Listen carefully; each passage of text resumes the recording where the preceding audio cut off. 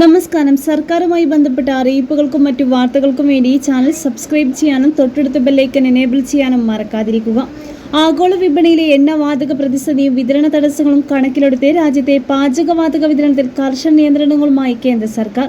ലക്ഷക്കണക്കിന് ഉപഭോക്താക്കളെ ബാധിക്കുന്ന ഒരു വീടിന് ഒരു ഗ്യാസ് കണക്ഷൻ എന്ന നിയമമാണ് ഇപ്പോൾ പ്രാബല്യത്തിൽ വന്നിരിക്കുന്നത്. ഒരു വീട്ടിൽ LPG കണക്ഷനും PNG കണക്ഷനും ഒരേ സമയം കൈവശം വെക്കാൻ അനുവാദമുണ്ടാകില്ല. PNG ഉപയോഗിക്കുന്നവർ തങ്ങളുടെ LPG സിലിണ്ടറുകൾ എത്രയും വേഗം സറണ്ടർ ചെയ്യണമെന്ന് ഗ്യാസ് ഏജൻസികൾ അറിയിപ്പ് നൽകി തുടങ്ങി.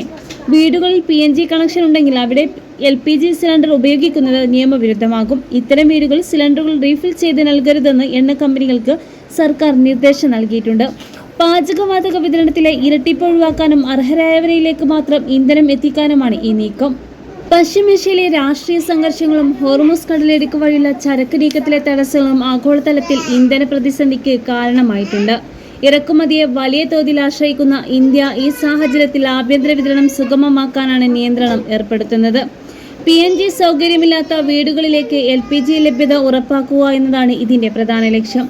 പുതിയ നിർദ്ദേശങ്ങൾ പാലിക്കാത്തവർക്കെതിരെ കർശന നടപടിയുണ്ടാകുമെന്ന് അധികൃതർ മുന്നറിയിപ്പ് നൽകി.